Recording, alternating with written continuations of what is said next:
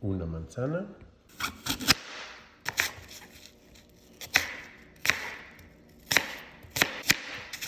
una zanahoria, dos celery,